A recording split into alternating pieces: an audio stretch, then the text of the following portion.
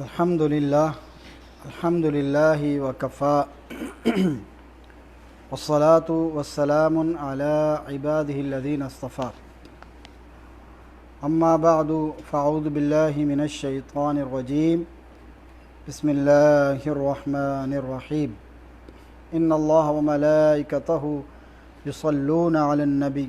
يا أيها الذين آمنوا صلوا عليه وسلموا تسليما اللهم صل على محمد وعلى آل محمد كما صليت على إبراهيم وعلى آل إبراهيم إنك حميد مجيد اللهم بارك على محمد وعلى آل محمد كما باركت على إبراهيم وعلى آل إبراهيم إنك حميد مجيد رب اشرح لي صدري ويسر لي أمري واحلل عقدة من لساني يفقه قولي رب زدنا علما رب زدنا علما رب زدنا علما رب يسر ولا تعسر وتمم بالخير وقال النبي صلى الله عليه وسلم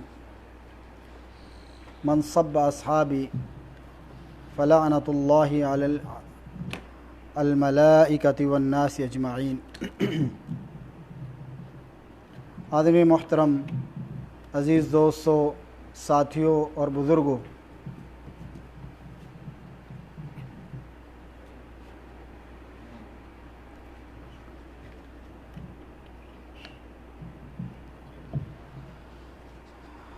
اسی جمعے کے دروس کے اندر ہم نے کچھ عرصہ پہلے اپنے درس میں ایک موضوع بیان کیا تھا کہ کچھ ایسے خوش نصیب ہیں لوگوں میں سے، یا کچھ ایسے اعمال کرنے والے، اچھے اعمال کرنے والے اور ایسے منتخب اعمال کرنے والے، پسندیدہ اعمال کرنے والے لوگ ہیں کہ جن کو فرشتوں کی دعائیں حاصل ہوتی ہیں، اور ان کا اعمال کا اور ان انسانوں کا اور لوگوں کا تذکرہ کیا تھا۔ آج کے درس میں ان لوگوں کا بیان مقصود ہے، یا ان اعمال کا بیان مقصود ہے کہ جن کے کرنے کی وجہ سے فرشتوں کی لعنت اور بددعا حاصل ہوتی ہے۔ اللہ کی لعنت، فرشتوں کی بددعا اور لوگوں کی لعنت، تاکہ ہمیں اگر ان چیزوں سے، ان اعمال سے آگاہی ہوگی تو ایسے اعمال سے اپنے آپ کو بچا سکیں گے، اجتناب کر سکیں گے، احتراز کر سکیں گے، اور دوسرے لوگوں کو بھی اس کی تلقین اور تبلیغ کر سکیں گے کہ بھائی یہ عمل بڑا سنگین ہے اور اس عمل کے کرنے والے پر اللہ کی لعنت ہے، فرشتوں کی بددعا ہے۔ کیونکہ ہماری کوئی بھی ضرورت ہے وہ دعا کے ذریعے ہم اس کو کوشش کرتے ہیں اللہ تعالیٰ سے مانگنے کی، اور اللہ تعالیٰ ہماری دعاؤں کو پورا کرتا ہے، قبول کرتا ہے۔ تو فرشتے کسی بندے کے لیے دعا کر دیتے ہیں، اس دعا کی قبولیت میں کوئی شک باقی نہیں رہتا۔ ہم تو دعا کرتے ہیں، یا ہمارا کوئی دوست، ساتھی، کوئی رشتہ دار، ہم کہتے ہیں نا ساتھیوں سے، یار دعا کرنا، دعاؤں میں یاد رکھنا، یہ مشکل ہے، یہ پریشانی، یار دعا کرنا۔ ممکن ہے کہ انسانوں میں، لوگوں میں مختلف وجوہات کے سے دعا نہ قبول ہوتی، لیکن فرشتوں کی دعا قبول ہونے میں تو کوئی شک نہیں، اس لیے کہ وہ اللہ کی وہ مخلوق ہے کہ جو گناہوں سے پاک ہے، اور جو اللہ تعالیٰ کی مقرر کردہ مخلوق ہے، اور اس کے حکم کے بغیر ایک لمحہ یا ایک لحظہ، ایک سیکنڈ بھی اور ایک عمل بھی اللہ کے حکم کے بغیر نہیں کرتے۔ اسی طریقے سے جب فرشتوں کی دعائیں قبول ہوتی ہیں کسی شخص کے حق میں، تو وہ اعمال جو اعمال سیئہ ہیں، جو اللہ کے ناپسندیدہ ہیں، مبغوض عمل ہیں، ان کے کرنے والے کے لیے پھر فرشتوں کی بددعائیں بھی حق ثابت ہوتی ہیں، اور ان کی قبولیت میں بھی کسی قسم کا کوئی شک باقی نہیں رہتا۔ تو ایسے لوگوں کے بارے میں اللہ تعالیٰ نے بھی اور نبی کریم صلی اللہ علیہ وسلم نے بھی امت کو خبر دی ہے۔ ایسے بدبخت لوگوں کی ایک فہرست صاحب کتاب نے مرتب کی ہے، جس کو ہم یہاں ترتیب وار پہلے بیان کریں گے اور اس کی پھر آگے مختصر سی تفصیل ذکر کریں گے۔ سب سے پہلے جو صاحب کتاب نے ذکر کیا ہے وہ ہے صحابہ کرام رضوان اللہ علیہم اجمعین کے خلاف بدگوئی کرنے والا، زبان کھولنے والا، برے الفاظ میں ان کو یاد کرنے والا، ان کا ذکر برے انداز میں کرنے والا، برے القاب سے ان کو نوازنے والا، ان کو سب و شتم کرنے والا، ان کو برا بھلا کہنے والا۔ یہ وہ پہلا بد نصیب ہے، بدبخت ہے کہ جس کے اوپر اللہ کی بھی لعنت ہے، فرشتوں کی بھی بد دعائیں اور تمام لوگوں کی بھی بد دعائیں۔ من سب اصحابی لعنت اللہ علیہ والملائکۃ والناس اجمعین، جو میرے صحابہ کو، نبی کریم صلی اللہ علیہ وسلم کی حدیث مبارکہ، جو میرے ساتھیوں کو، میرے صحابہ کرام کو برا بھلا کہتا ہے، اس پر اللہ کی بھی لعنت، اس پر فرشتوں کی بھی لعنت اور تمام لوگوں کی، جمیع انسانوں کی لعنت اس کے اوپر۔ اللہ کی لعنت سے مراد ہے کہ وہ اللہ کی رحمت سے دھتکار دیا گیا، اللہ تعالیٰ کے نیک صالح بندوں کی فہرست سے نکال دیا گیا۔ فرشتوں کی لعنت سے مراد یہ ہے کہ فرشتے اللہ سے دعا کرتے ہیں کہ یا اللہ ان کو اپنے مقرب بندوں کی فہرست سے نکال دیں، ان کو دھتکار دیں، ان کو اپنی رحمت سے دور کر دیں۔ لعنت کا مطلب یہ ہے کہ رحمت سے، قربت سے،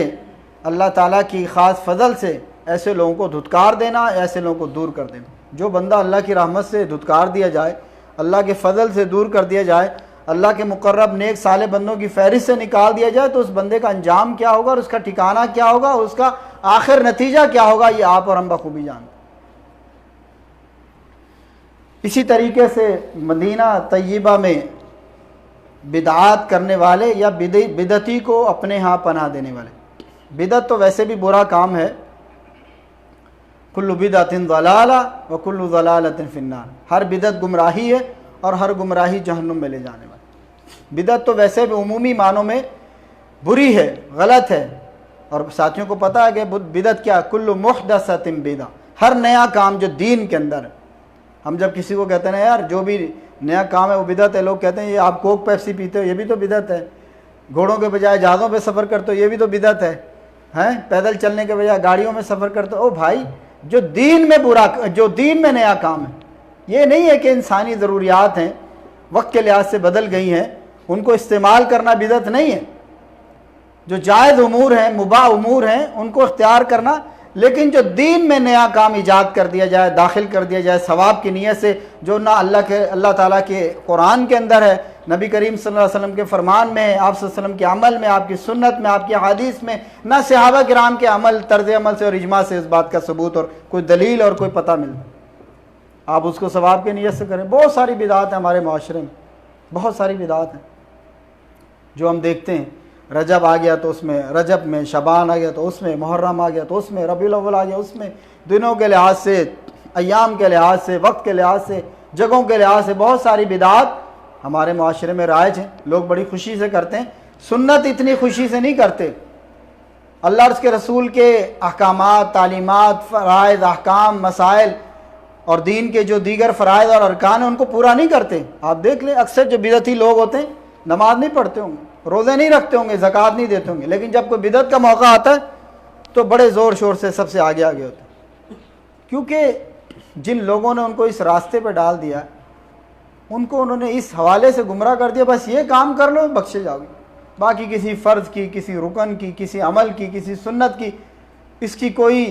ضرورت نہیں ہے، یہ عمل کر لو جو بدعت ہم تمہیں بتا رہے ہیں، بس بخشے جاؤ گے، قبول کر لیے جاؤ گے، بخشائے جاؤ گے اور چھڑوا دیے جاؤ گے۔ تو بدعت ویسے بھی عمومی معنوں میں برا عمل ہے، ہر وہ نیا کام جو دین کے اندر ایجاد کیا جائے، کیونکہ جو گناہ کرتا ہے نا، بدعت گناہ سے بھی عام جو گناہ ان سے بھی بڑھ کے بری چیز ہے۔ گناہ کرنے والے کو پتہ ہوتا ہے کہ یار میں گناہ کر رہا ہوں، وہ کسی وقت اس کو چھوڑ سکتا ہے، اس کو جب احساس ہو جائے، ندامت ہو جائے، توبہ کی توفیق مل جائے، انسان برائی کو، گناہ کو چھوڑ سکتا ہے، یہ سوچ کر کہ یار یہ غلط کام، کبھی اس کو توفیق مل جائے، کبھی اس کو نصیحت مل جائے، کبھی اس کو توبہ کی جو ہے وہ تلقین مل جائے، اس کو توفیق مل جائے، اس کو احساس ہو جائے، ندامت، شرمندگی اس کے اندر آ جائے۔ لیکن جو بدعتی ہوتا ہے وہ تو اس کام کو ثواب سمجھ کے کر رہا ہوتا ہے، بدعتی جو ہے وہ اس کام کو ثواب سمجھ کے کر رہا ہوتا ہے، وہ کیسے اس کام کو چھوڑ سکتا ہے؟ تو بدعت جو ہے گناہ سے بھی زیادہ بری چیز ہے کہ ایک شخص غلط کام کو ثواب سمجھ کے کر رہا ہے۔ تو بدعت عمومی معنی میں بھی غلط ہے، لیکن اگر کوئی شخص مدینہ طیبہ میں، مدینہ منورہ میں بدعت کرتا ہے، یا کوئی شخص کسی بدعتی کو اپنے ہاں اس کو پناہ دیتا ہے، اس کو سپورٹ کرتا ہے، اس کی بدعت کو جو ہے نا وہ کور فراہم کرتا ہے، اس کو فروغ دیتا ہے، ایسے شخص کے اوپر اللہ کی بھی لعنت ہے اور فرشتوں کی بھی لعنت ہے، اور ایسے شخص کے لیے فرشتے بد دعا کرتے ہیں۔ اسی طریقے سے باپ یا مالک کی بجائے بیٹا اولاد اپنے باپ کی بجائے، غلام نوکر اپنے مالک کی بجائے کسی اور کی طرف اپنی نسبت کرے، کسی اور کی طرف اپنی نسبت کرے۔ جیسے بعض لوگ ہوتے ہیں کسی کو بھی اپنا باپ بنا لیتے ہیں، یہ تو جی میرا باپ ہے، یا باپ اپنے اولاد کو کہتا ہے، کسی کو کی اولاد کو کہتا ہے یہ میرا بیٹا ہے۔ بعض اوقات لوگ کسی کا بچہ لے کے پال لیتے ہیں تو اس کے نام ولدیت کے خانے میں اپنا نام لکھ دیتے ہیں۔ ٹھیک ہے، آپ کسی کے بچے کو لے کے پال رہے، لیکن اس کی ولدیت کے خانے میں اس کے حقیقی باپ کا نام ہونا چاہیے۔ اگر کسی ضرورت کے تحت آپ نے کسی بچے کو لے کے پال بھی لیا، لیکن اس کی ولدیت کے خانے میں اس کے حقیقی باپ کا نام ہے۔ غلاموں کا تو خیر اب رواج نہیں رہا، لیکن پہلے دور میں جیسے غلام ہوا کرتے تھے تو وہ مالک کی بجائے کسی اور کی طرف نسبت کرے تو ایسے شخص پہ بھی فرشتوں کی لعنت اور بد دعا۔ مسلمانوں کے عہد اور امان کو توڑنے والے، مسلمانوں میں سے کسی نے کسی کے ساتھ معاہدہ کیا ہے، کوئی عہد کیا ہے، کوئی میثاق کیا ہے، یا کسی کو امان دی ہے، کسی کے ساتھ کسی کو جو ہے وہ پناہ دے دی ہے، تو تمام مسلمانوں پر لازم ہے، وہ چاہے مسلمان چھوٹا ہو، وہ بڑا ہو، مسلمان غلام ہو، وہ آزاد ہو، وہ مسلمان کوئی بڑا سربراہ ہو، کوئی وہ عام آدمی ہو، مسلمانوں میں سے کوئی کسی کو اگر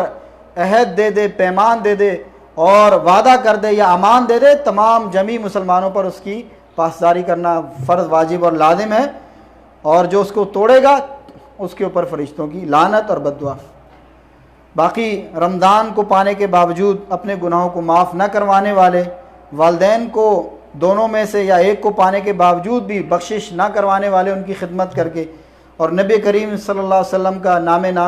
نام مبارک جب سامنے آئے تو درود نہ پڑھنے والے، یعنی جیسے میں نے اللہ کے رسول کا بھی نام لیا تو صلی اللہ علیہ وسلم آپ جب سب سنیں گے تو درود پڑھیں گے صلی اللہ علیہ وسلم، اور اگر کوئی شخص نہیں پڑھتا ہے تو ایسا شخص جو ہے وہ بھی فرشتوں کی بد دعا کا مستحق ٹھہرتا ہے، اور ایسے شخص کے لیے بھی فرشتوں کی بد دعا ہلاکت، بربادی اور تباہی کی اور بخشش نہ ہونے کی۔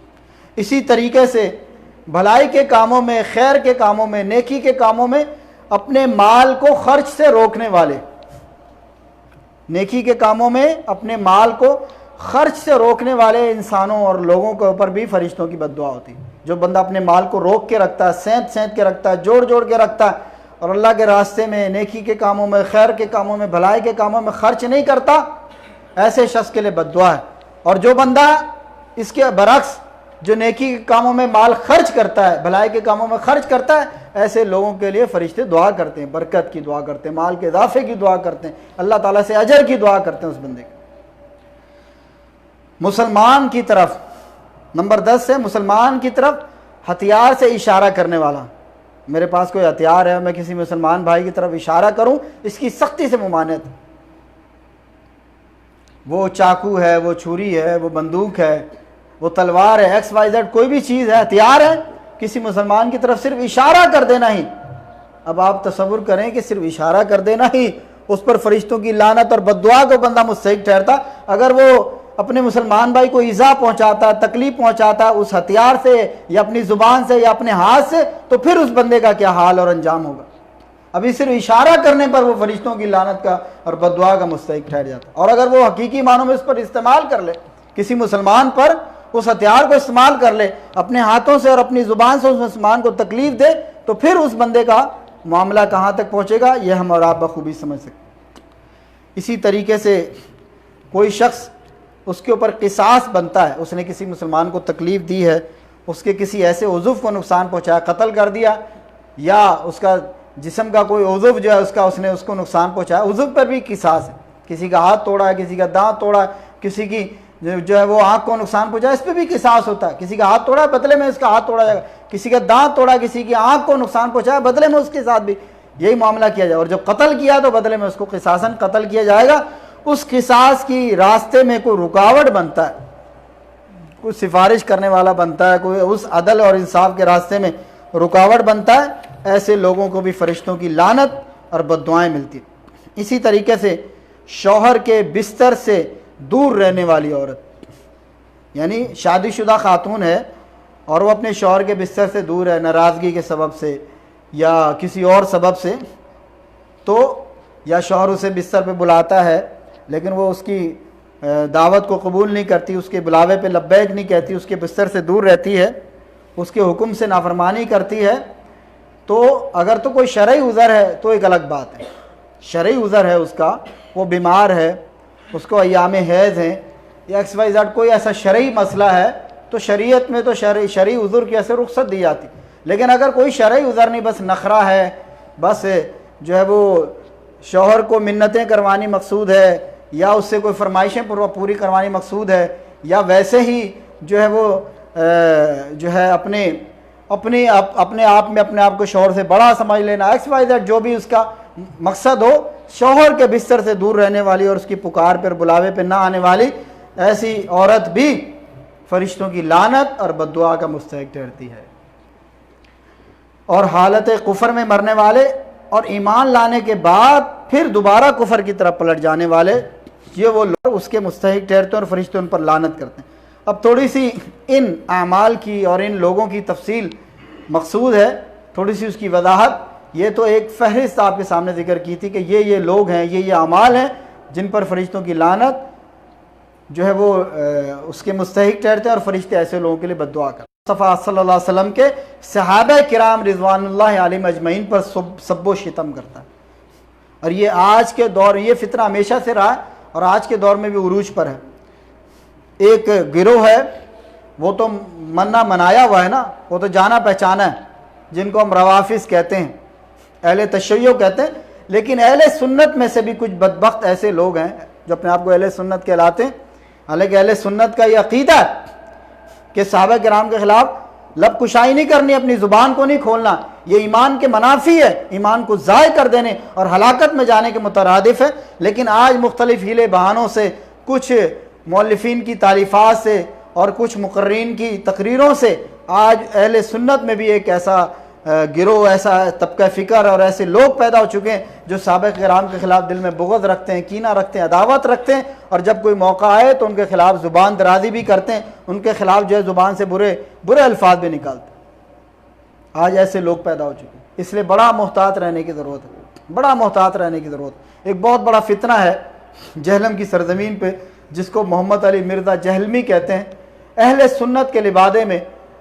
اہل ایمان کو، مسلمانوں کو گمراہ کر رہا ہے. میں آپ سب لوگوں کو یہ متنبہ کروں گا، خبردار کروں گا، تنبیہ کروں گا. اس کی زبان بڑی تیز ہے، بڑا وہ چاتر ہے اور بڑا شاطر ہے اور بڑا چرب زبان ہے. باتیں ایسی کرے گا گھما پھرا کے کہ عام آدمی جس کو علم نہیں ہے، جس کو معرفت نہیں ہے، جس کو ایمانیات اور عقائد کے بارے میں علم نہیں ہے یا صحیح دین کا رسوخ نہیں ہے، تو لوگ اس کے آسانی سے اس کے فریب میں آ جاتے ہیں. اس کی زبان کی جو تیزی ہے اس کے جال میں، اس کے چکر میں آتے ہیں. ہمارے کئی جاننے والے احباب، رشتہ داروں میں سے بعض وقت بات ہوتی، وہ تو جی بہت اچھا آدمی، بہت اچھی بات کرتا، وہ تو فرقے کی بات نہیں کرتا، وہ تو امت مسلمہ کی بات کرتا، وہ تو کسی گروہ کا نام نہیں لیتا. لیکن اگر غور کیا جائے اس کی باتوں کے پیچھے مقصد رافضیت کا پھیلاؤ ہے، اہل سنت کے دلوں میں صحابہ کرام کے بارے میں شکوک و شبہات کو پیدا کرنا اور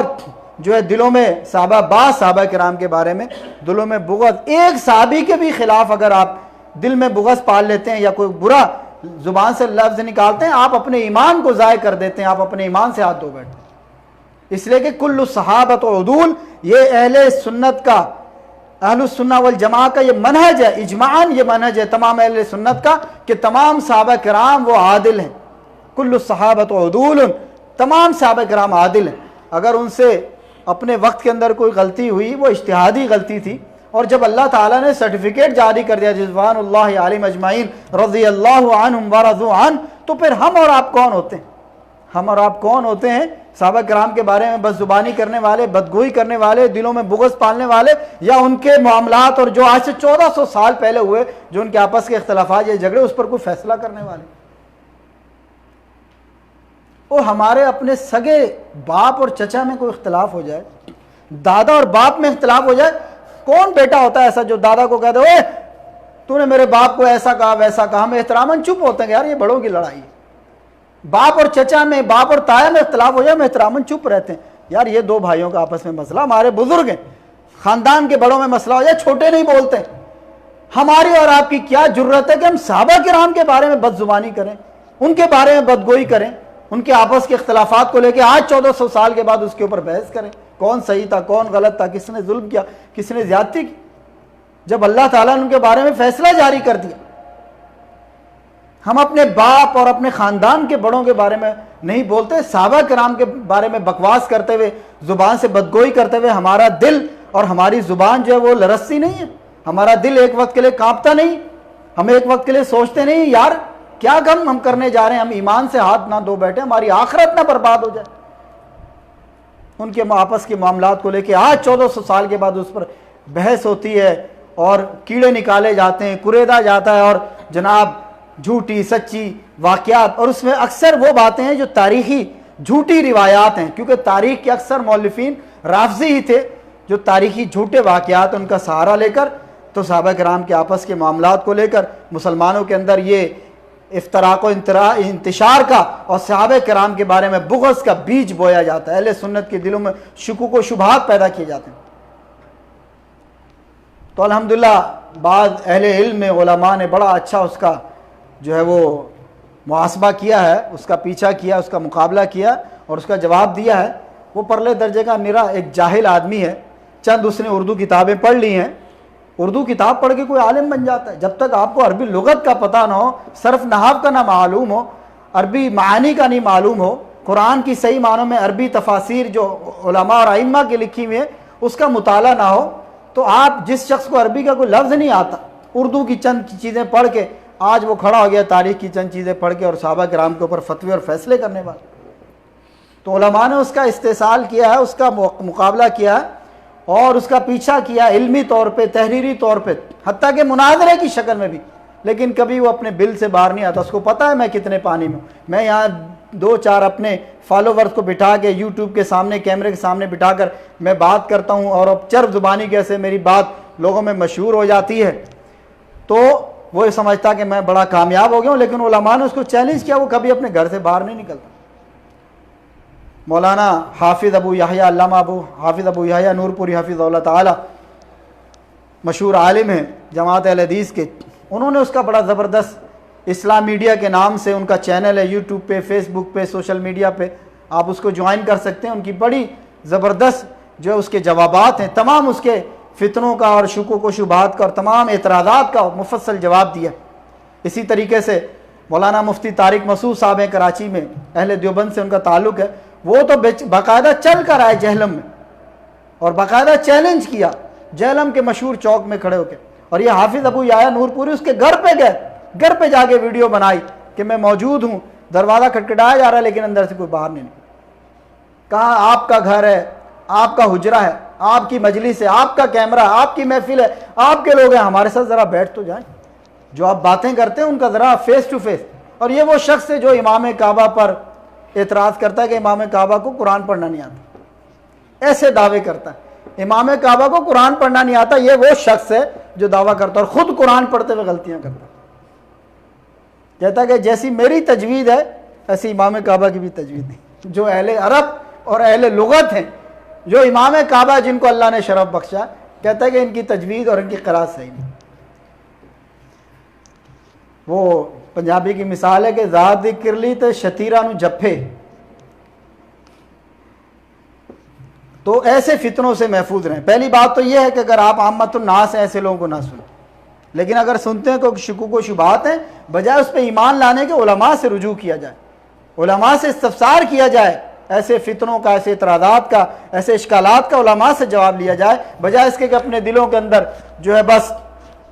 صحابہ کرام کے دلوں کے بارے میں بغض پیدا کر لیں. بغض میرے بھائیوں ایمان, ایمانیات کا مسئلہ ہے, یا عقائد کا مسئلہ ہے, یہ کوئی چھوٹی موٹی ہمارے گھر کی بات نہیں. اسی طریقے سے بعض لوگوں نے تصانیف لکھی ہیں. مولانا ابو العلا مودودی رحمۃ اللہ علیہ, اللہ تعالیٰ ان کے اوپر رحمت کرے اور ان کے نیکیوں کو قبول کر ان کی سیاحت سے درگزر فرمائے. کچھ تصنیفات انہوں نے ایسی کی ہیں, جیسے ان کی ایک مشہور کتاب ہے خلافت و ملوکیت, تو اس کو پڑھ کر بھی بعض صحابہ کرام کے بارے میں دل میں انسان کے شکوک و شبہات پیدا ہوتے ہیں. تو ایسی چیزوں سے بھی اوائڈ کرنا چاہیے, اور اگر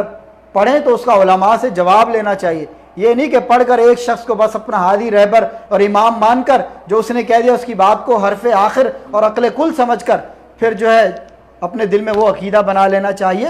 پہلی بات تو ایسی چیزوں سے اجتناب کرنا چاہیے, دور رہنا چاہیے. اور اگر آپ کو تحقیق کا شوق ہے تو پھر دونوں پلڑوں میں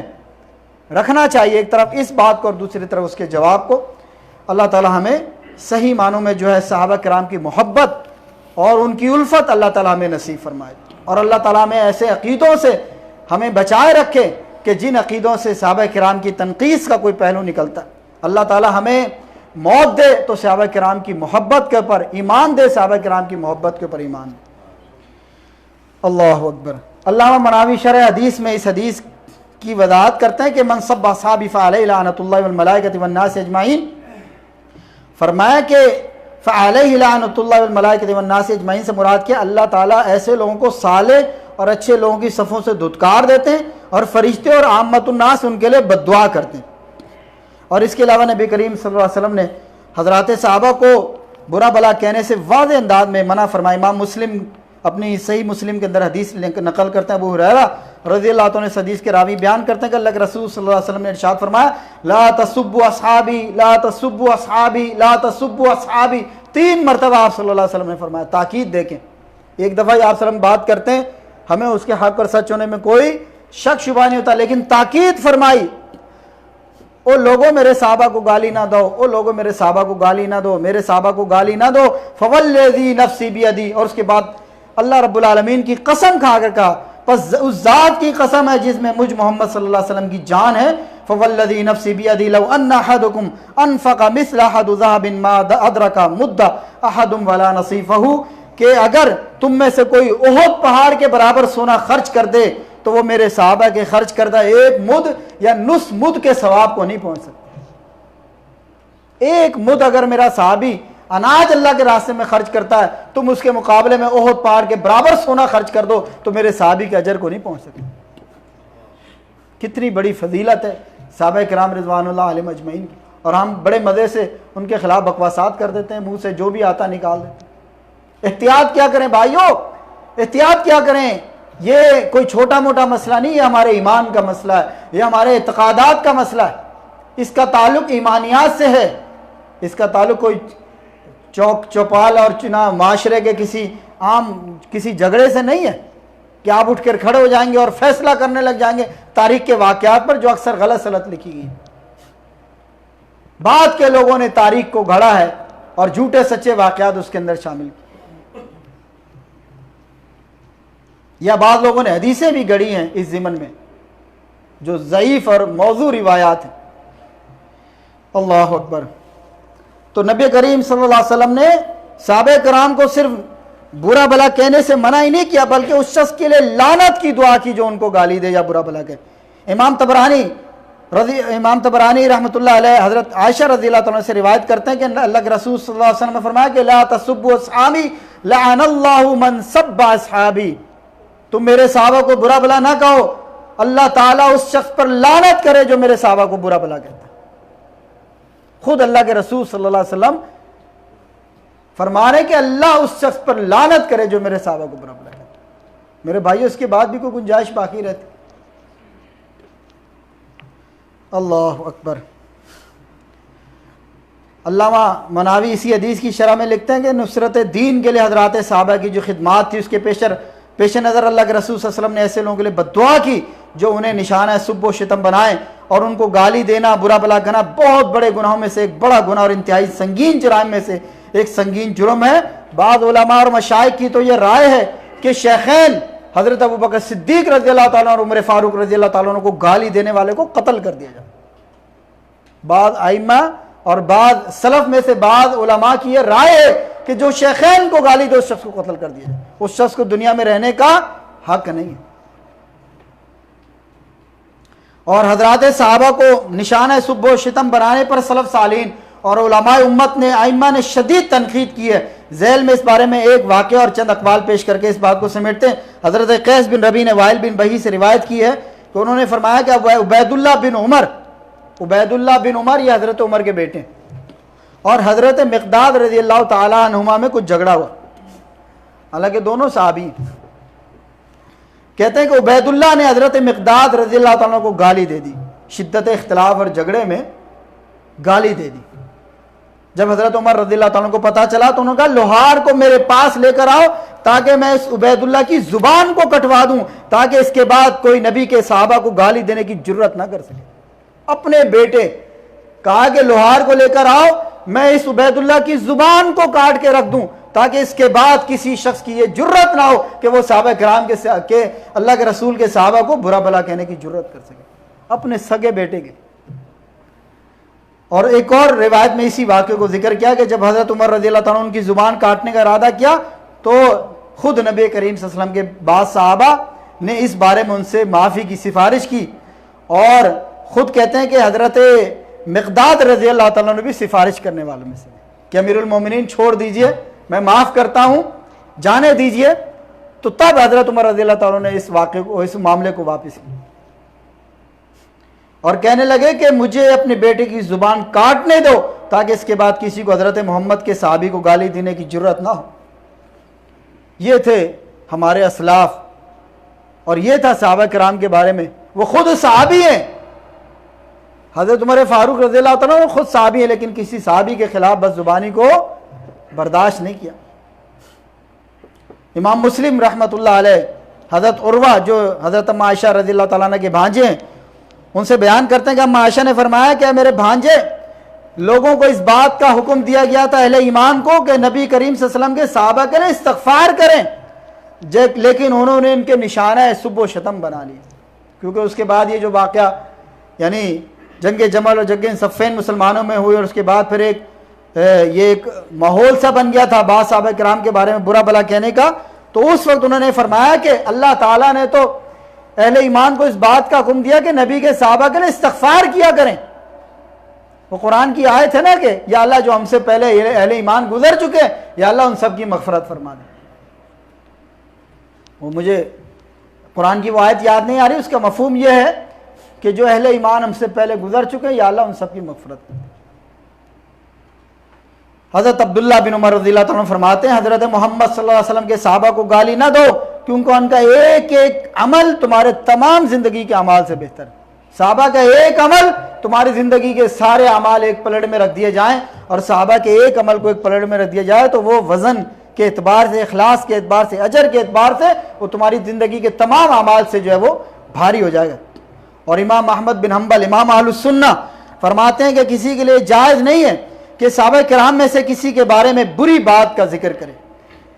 یا کسی خامی، ان کی کسی کمزوری خامی کو لے کر ان کے اوپر طعن و تشنیع کرے۔ اگر کوئی ایسی حرکت کا ارتکاب کرے تو حاکم وقت پر لازم ہو جاتا ہے کہ اس کی تادیب کرے، اس کی جو ہے وہ اس کو سزا دے، اور اس کی جو ہے زجر و توبیخ کرے اور اس کو کٹہرے کے اندر کھڑا کرے۔ فرمایا کہ حاکم وقت اس بات کا مجاز نہیں ہے، یہ حکمران کو بھی یہ اتھارٹی نہیں ہے کہ وہ صحابہ کے گستاخ کو جو ہے وہ معاف کر دے۔ کسی حکمران کے لیے یہ جائز نہیں ہے، لائق نہیں ہے، اس کو یہ اختیار نہیں ہے، اس کو یہ اتھارٹی نہیں ہے کہ وہ صحابہ کے گستاخ کو معاف کر دے۔ اس کی ذمہ داری ہے اس کو کٹہرے میں کھڑا کرے، اس کو سزا دے اور توبہ کروائے۔ اگر وہ توبہ کر لے تو اس کی توبہ کو قبول کیا جائے، اگر وہ اپنی بدگوئی پر ڈٹا رہے حاکم وقت اس کو دوبارہ قید کر دے، دوبارہ سزا دے، حتیٰ کہ ہمیشہ کے لیے قید کر دے، پھر اس کو موت یا توبہ کی صورت میں ہی قید سے نجات ملے، یا اس کو موت قید سے نجات دلا دے یا پھر توبہ کر لے تو پھر اس صورت میں اس کو قید سے چھڑایا جائے گا۔ یہ امام احمد بن حنبل کا فتویٰ ہے جو امام اہل السنہ معروف ہے۔ اور ایک اور بڑی زبردست بات کی، بڑی زبردست بات کی، آج اگر کسی کے ایمان کے بارے میں پرکھنا ہے نا، ہم تو ویسے چھوٹی چھوٹی باتوں پر لوگوں کے ایمان کے بارے میں فتوے ٹھوک دیتے ہیں، لیکن یہ دیکھیں فتویٰ، کہتے ہیں کہ جب تم کسی کو رسول اللہ صلی اللہ علیہ وسلم کے صحابہ کا برائی کے ساتھ ذکر کرتے ہوئے دیکھو تو اس کے اسلام کے بارے میں نظر ثانی کر لیا کرو، اس کے اسلام کے بارے میں غور کر لیا کرو، اس کا اسلام درست بھی ہے کہ نہیں۔ یہ کسوٹی ہے ایمان اور اسلام کے پرکھنے کی۔ اگر کسی شخص کے دل میں صحابہ کرام کے بارے میں بغض ہے، عداوت ہے، نفرت ہے، یا اس کی زبان کے اوپر صحابہ کرام کے بارے میں کوئی لفظ آتا ہے تو اس کے اسلام اور ایمان کے بارے میں نظر ثانی کر لیا کرو۔ یہ کسوٹی ہے صحابہ کرام کی محبت اور ان کا بغض۔ اگر محبت ہے تو ایمان میں پورے ہو، اگر محبت نہیں ہے، بغض ہے، تو اپنے ایمان پہ نظر ثانی کر لو۔ اللہ اکبر۔ حضرات صحابہ سے بغض رکھنے والی حدیث ذکر کرنے بعد شیخ الاسلام امام ابن تیمیہ فرماتے ہیں کہ جس نے حضرات صحابہ کو گالی دی، اس نے ان کے ساتھ بغض رکھنے سے بھی زیادہ برا کام کیا، اور ایسے شخص تو لازماً منافق ہوگا جس کا اللہ پر اور قیامت کے دن پر ایمان نہیں ہے۔ تو اللہ تعالیٰ ہمیں ایسے بد نصیب لوگوں میں شامل نہ فرمائے جو نبی کریم صلی اللہ علیہ وسلم کے صحابہ کو گالی دیتے ہیں، ان کو برا بھلا کہتے ہیں، ان کے دل میں اپنے دلوں میں ان کے خلاف بغض رکھتے ہیں، اور یہ عمل کر کے اللہ تعالیٰ فرشتوں اور جمیع الناس لوگوں کی لعنت کے مستحق بنتے ہیں۔ یہ میرے بھائیوں، میں نے صحابہ کرام کا تفصیل سے ذکر کیا ہے، اس لیے کہ اس کا تعلق ایمانیات سے تھا۔ آگے جو موضوعات ان کا مختصر ذکر کریں گے کیونکہ ہمارا وقت قریب ہوا چاہتا ہے، اور آخر میں تھوڑا سا چونکہ آگے 2-3 روز کے بعد ذی الحجہ کا مہینہ اور عاشرہ ذی الحجہ شروع ہونے والا ہے، اس کی تھوڑی سی فضیلت بیان کر کے اپنے موضوع کو سمیٹیں گے۔ مدینہ طیبہ میں بدعت کرنے والے یا وہاں بدعتی کو پناہ دینے والے لوگوں پر بھی فرشتوں کی لعنت۔ تو جن بدبخت لوگوں پر فرشتے لعنت کرتے ہیں ان میں دوسری قسم ان لوگوں کی ہے جو مدینہ منورہ میں بدعات کا ارتکاب کرتے ہیں یا بدعات کا ارتکاب کرنے والے شخص کو وہاں پناہ دیتے ہیں۔ امام مسلم نے حضرت ابو ہریرہ رضی اللہ تعالیٰ سے حدیث نقل کی کہ اللہ کے رسول صلی اللہ علیہ وسلم نے فرمایا کہ المدینۃ حرم فمن احدث فیہا حدثا او آوی محدثا فعلیہ لعنۃ اللہ والملائکۃ والناس اجمعین لا یقبل منہ یوم القیامۃ عدل ولا صرف۔ فرمایا کہ مدینہ حرم ہے، حرم نبوی ہے، جس شخص نے اس مدینہ میں بدعات کا ارتکاب کیا یا کسی بدعتی کو پناہ دی اس پر اللہ، اس کے فرشتوں اور تمام لوگوں کی لعنت ہے، اور قیامت کے دن اس کی نہ فرضی عبادت قبول ہوگی اور اس کی نہ نفلی عبادت قبول ہوگی۔ دیکھ لیں بندے کے اعمال بھی ضائع ہو جاتے ہیں بدعات کی وجہ سے۔ اللہ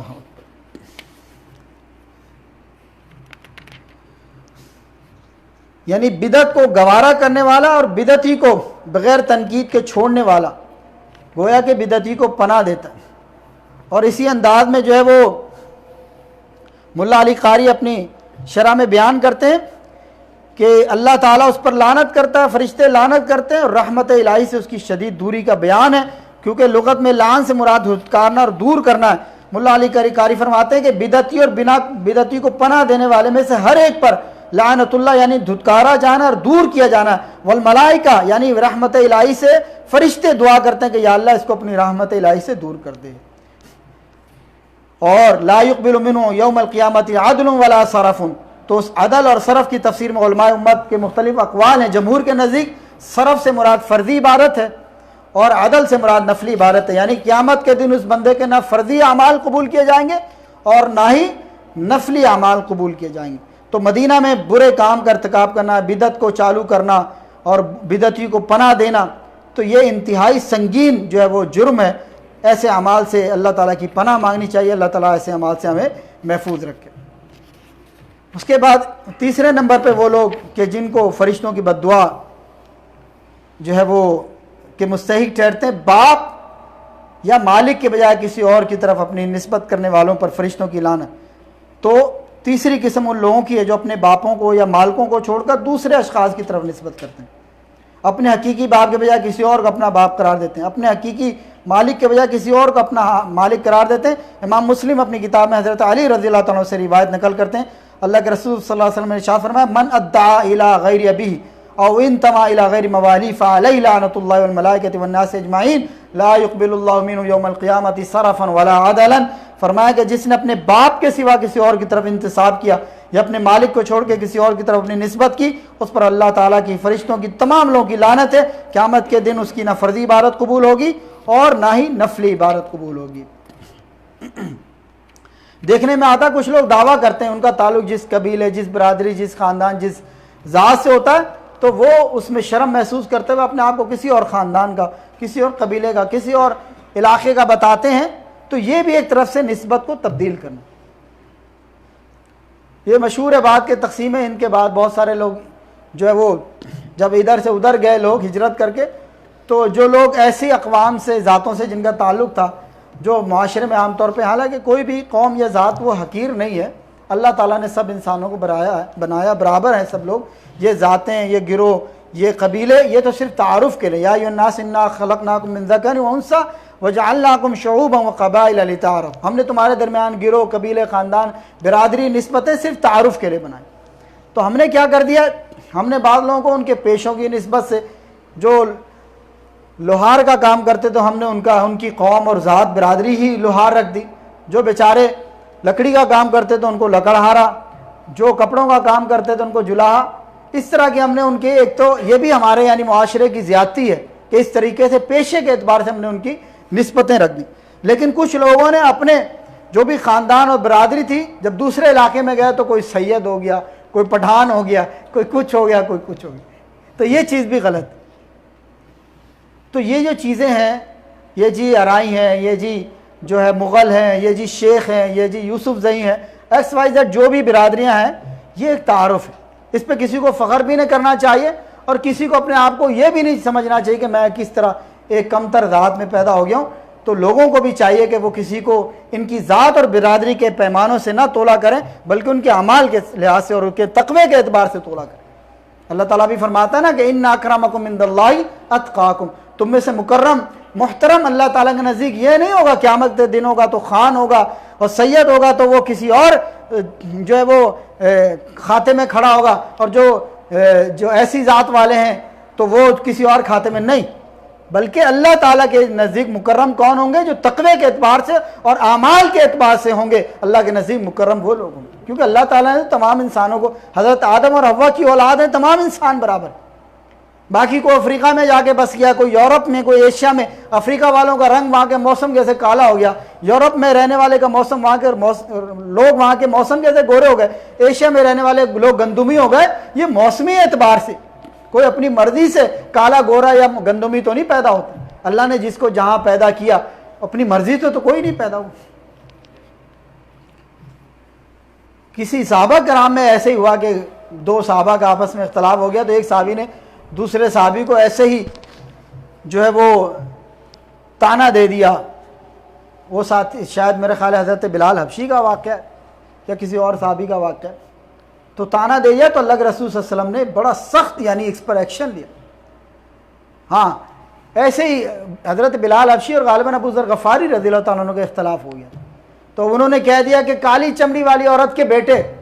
اس طرح کی کوئی بات کی، کمی کوتاہی زیادتی اللہ تعالیٰ معاف کرے، واقعہ جو مجھے یاد ہے. تو اس پر اللہ کے رسول صلی اللہ علیہ وسلم اتنے سخت ناراض ہوئے اور ابو ذر کو کہا کہ ابھی تک تمہارے اندر سے جاہلیت کی بو نہیں گئی. سخت ناراض ہوا، آپ کا چہرہ جو ہے وہ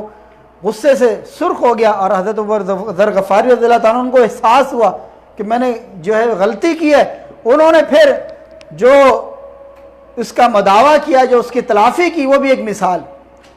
ان کے راستے کے اندر لیٹ گئے اور اپنے چہرے مبارک کو، اپنے رخسار کو زمین پہ لگا دیا اور رگڑنے لگے. اور حضرت بلال کو کہا کہ آپ اپنا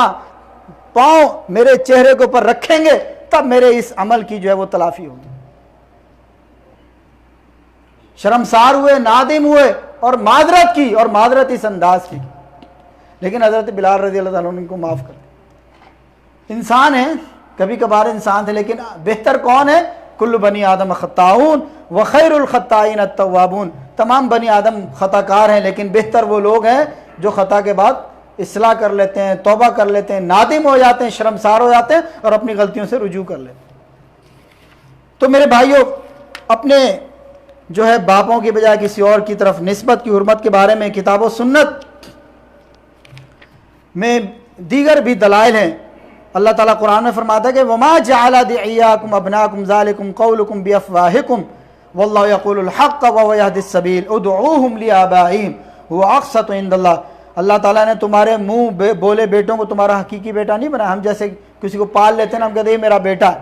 تو اللہ تعالیٰ کہتا ہے وہ تمہارے حقیقی بیٹے نہیں ہیں، یہ تو تمہارے منہ کی بات ہے. اللہ تعالیٰ حق بات فرماتا ہے، وہی سیدھی راہ کی طرف ہدایت کرتا ہے. انہیں ان کے باپوں کی طرف نسبت کر کے بلاؤ. ادعوہم لآبائہم هو اقسط عند اللہ. یہ اللہ تعالیٰ کے نزدیک زیادہ منصفانہ بات ہے. اور فرمایا کہ لا ترغبوا عن آبائکم فمن رغب عن ابی فقد کفر. اپنے باپوں سے اعراض نہ کیا کرو نسبت کرنے سے، نام لینے سے، یعنی انہیں چھوڑ کر اپنی نسبت کسی اور کی طرف نہ کرو. جس نے اپنے باپ سے اعراض کیا اس نے گویا کہ کفر کیا، اور اس نے گویا کہ وہ اسلام کو چھوڑ کے کفر میں جو ہے وہ چلا گیا. من دعا الی غیر ابی وهو یعلم ان غیر ابی فالجنۃ علیہ حرام. جس شخص نے اپنے باپ کے سوا کسی اور کی طرف یہ جانتے بوجھتے انتساب کیا، نسبت کی، اس کو پتا ہے کہ میرا باپ فلاں ہے اور وہ نسبت کسی اور کی طرف کر رہا ہے، فرمایا کہ فالجنۃ علیہ حرام، اس کے اوپر جو ہے وہ جنت حرام ہو جاتی ہے. میرے بھائیوں، اسی طریقے سے مسلمانوں کے عہد و امان کو توڑنے والوں پر فرشتوں کی لعنت۔ فرمایا کہ وذمۃ المسلمین واحدۃ، سب مسلمانوں کا عہد ایمان امان ایک ہے، سب سے کم رتبے والا مسلمان عہد و امان دے سکتا ہے۔ جس نے کسی مسلمان کے عہد و امان کو توڑا، فمن اکفر مسلما فعلیہ لعنۃ اللہ والملائکۃ والناس اجمعین لا یقبل یوم القیامۃ صرف ولا عدل۔ فرمایا کہ جس نے کسی مسلمان کے امان کو توڑا، اس پر اللہ کی، فرشتوں کی، تمام لوگوں کی لعنت ہے، اور اس شخص سے بھی قیامت کے دن نہ فرضی عبادت قبول کی جائے گی اور نہ ہی نفلی عبادت کی قبول کی جائے گی۔ ایک واقعہ سلف صالحین میں ایک واقعہ ملتا ہے۔ ایک دفعہ امام عبدالرزاق نے فضیل رقاشی سے روایت کیا، کہتے ہیں کہ ایران کی بستیوں میں سے ایک بستی کا، ایک شہر کا ہم نے محاصرہ کر لیا، اور محاصرے کے موقع پر میں بھی موجود تھا۔ وہ لشکر 1 ماہ تک اس بستی کا محاصرہ جاری رکھا۔ ایک دن ہم شام کو پچھلے پیری سے ارادے تھے، پیچھے پلٹے، اگلے دن صبح کے وقت اب ہم اس بستی پر حملہ کر دیں گے، محاصرے کو بہت دن ہو گئے، اب ڈائریکٹ ہم حملہ کریں گے۔ ہمارا غلام پیچھے رہ گیا، بستی والوں نے اس سے امان طلب کر لیا، اس نے ایک تیر پر امان لکھ کر تیر ان کی طرف پھینک دیا۔ جب اگلے دن ہم واپس بستی والوں کی طرف آئے حملہ کرنے کے لیے، تو وہ عام لباس میں ہمارے سامنے آ گئے اور ہتھیار بھی انہوں نے اتارے ہوئے تھے۔ ہم نے یہ صورتحال دیکھ کر کہا یہ کیا ماجرا؟ تو کہنے لگے تم نے ہمیں امان دے دی،